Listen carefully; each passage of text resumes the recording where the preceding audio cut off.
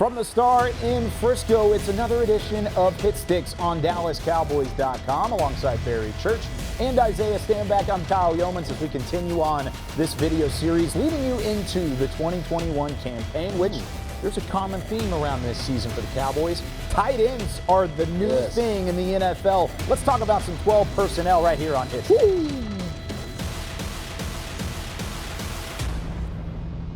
On this edition of Hit Sticks, we elaborate a little bit on the tight end position because we've got Dalton Schultz and Mr. Blake Jarwin back and healthy at the tight end spot, which gives this offense a little bit of options, especially Isaiah, when it comes to 12 personnel. Yeah, 12 personnel is like the foundation of every offense. I feel like, it gives you all the options, specifically in this new age of the NFL. You're starting to see a run on tight ends right now because they're so versatile. Mismatch. Right? It's a mismatch. So obviously, we signed a big contract with Jarwin, and everybody's excited. Unfortunately, he went down, but there was a young bull that stepped up in the name of Schultz. And now all of a sudden, we thought we only had one tight end, but now we have two. Dose? AKA dose. All right, so now we start talking about 12 personnel.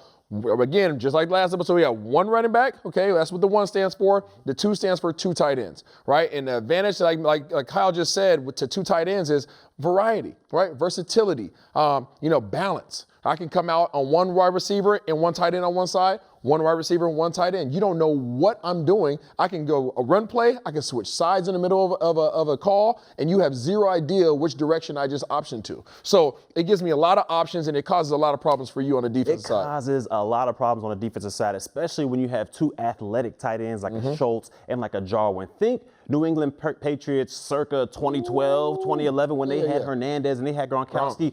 There were so many options they had out there. They can run the ball. They can throw the ball because those guys are mismatches. Correct. Now, we'll see what Jarwin got when he comes back from this ACL. Yeah. But if he comes back as any other player that he was before he left, it's going to be a mismatch nightmare. So for me, as a defensive coordinator, I got to figure out, do I want to match these guys up with corners?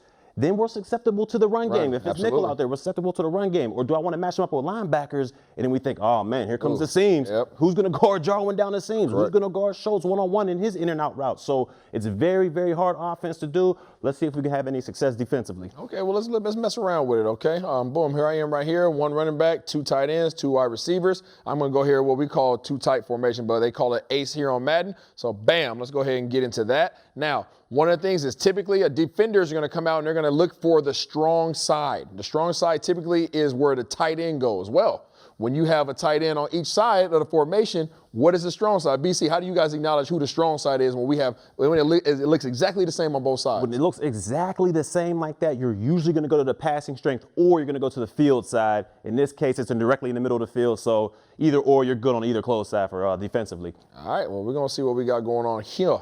All right, so boom, here we are popping out in two tights. I don't know what BC is going to run, okay? Oh, a little flavor for you, a little he going to kick to it. Okay, you can double A gap. What's going to happen next? And he's pressing up. Okay, so all of a sudden, alert, right? He doesn't know if I'm running. He doesn't know if I'm passing. He has 6 guys in the box plus a little guy hanging over the edge. Okay, so even if I wanted to run the ball, numbers are good. It's 7 on 7. I feel pretty good about that. Your guys versus my guys. Your guys versus my guys. We're going to see who wants the more. So here we go. Let's see what happens. Bam. Okay, got a little motion action. Yeah, got him. Let's go. Oh, let's go. No. Let's go. Go eat, young bull. You got to get in the zone, baby. There was a busted play right there. Busted play by yours truly. So let's run that back. It was a busted play by yours truly. Let's run that back. All right, so we're going to back it up real quick. Let's see what happens here. So I come down in motion. Let me back it up. Here we go. Boom. Come down in motion. And then as he come in motion, you see we had those guys in the 2 A gaps, okay, which gives me 2 options here, at least it alerts me. Either these guys are going to shoot the gap, right, and I'm in a world of trouble, right, because my center and my guards have to squeeze now, leaving my tackles on the edge, right? So either they're going to shoot the gap or these guys are going to drop out into coverage. If they drop out into coverage, if I see their first step go back, I know right off the back they're in too high coverage. Right off the back, they're in too high coverage. And I know in too high coverage, there's gaps. There's definitely gaps. And as you see right here, it was an extreme bust right here by Donovan Wilson, who was played by myself. I'm thinking I'm the whole safety. Obviously, I was not playing the right responsibility. So we're going to run this back because I'm not going out like that. Okay, you want me to run it back? I need to get mine back. Okay, so let's show the people what happened here. Bam. All right, I had both my tight ends open. Look at that. What you throwing your hand up for, huh, BC? I thought I was going to be able to make a play. It's all good. We have coverage busts. It happens. It happens to the best of us, but that's why we get to run this back. All right, let's run it back. Okay, so boom, let's go back, resume.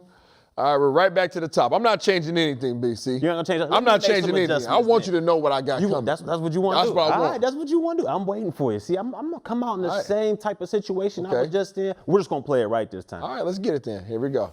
Bam, we got action. Bring my motion down. Bam, here we go. Going to the drop. Oh! You got to get that. You got to get that.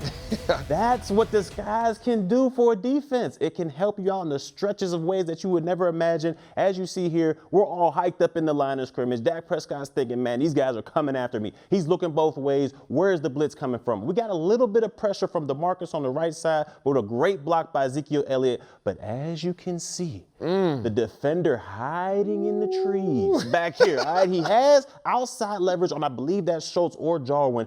But with outside leverage, you can look back at the quarterback. You can see where he's at because even though we're blitzing, it's a fire zone behind it, meaning that we're not playing exactly man-to-man, more like a match zone. So if the guy comes in your zone, you're latching on him. But as you see here, he has his eyes back at the quarterback. He's able to release his man. He's hiding in the trees. It should have been, if it was me out there, it would have been an interception. Heck of a defensive play. All right, BC, so I give it to you, man. You made a good play, okay? You made a good play. But on paper, all right, this was an amazing call by me. All right, I'm going to show you why. Okay, the reason why this causes you issues is because, as we already mentioned, right, it looks exactly the same to you. I have a receiver, I have a tight end, I have a tight end. I could have been running the ball this way, I could have been running it that way, I could have motioned over here. It doesn't matter. I could have done anything I wanted. But as I came in, okay, you had your guys in the double A gaps. I run my drive route, okay? My short motion guy comes on the drive route. Now, he gets bumped off the line. Can't happen, sir. Can't happen. Can't have you getting bumped off, Gallup. Come on, need free release, baby. All right? But I'm looking at this. And the reason why this is dangerous, because obviously I have Jarwin taking up the seam, which is why they gave him the big bucks. This is true. And what happens when you have a tight end like Jarwin taking the seam? He turns the back of linebackers. Yes, he does. Right? So when he turns the back of linebackers and my quarterback and me, I get a little happy. Right? I get a little happy. The reason why I get happy because I know I have this drive route coming across. Now, had I had some patience, just a little bit. Just a little bit. Just a wee bit of patience. I would have had my guy Gallup with all the greatness and glorious speed that he has, and he would have been up the sideline. But I did not wait, all right? And even though I did not wait, I still have my man Schultz on the backside, and I would take him man-to-man on a flat-footed safety any day of the week. I threw the ball, and I just, what had happened was he was hiding. He was hiding in the weeds, all right? He made a play. He made a play. But the good thing is I can flip this either direction depending on what hash we're on, right? I can make a call. It really doesn't matter. It gives you a lot of options in that 12 personnel setting.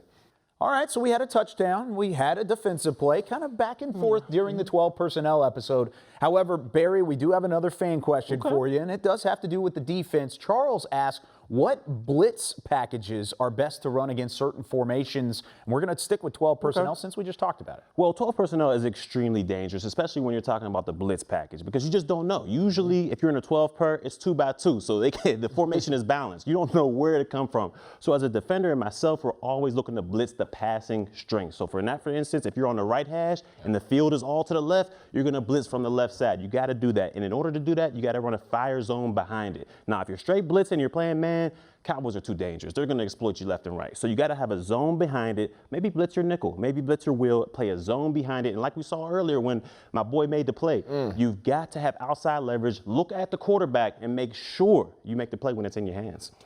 And I know you're excited to have both Jarwin and Schultz back, not only for the Cowboys, but for your Madden game. Absolutely, my Madden game. Trying to step it up. Just a little bit. Just a little bit. He wants to get Barry back next time. But that's going to do it for us here on Hit Sticks. For Isaiah Stanback, Barry Church, I'm Kyle Yeomans. We'll see you next week. Thanks for joining us on Hit Sticks.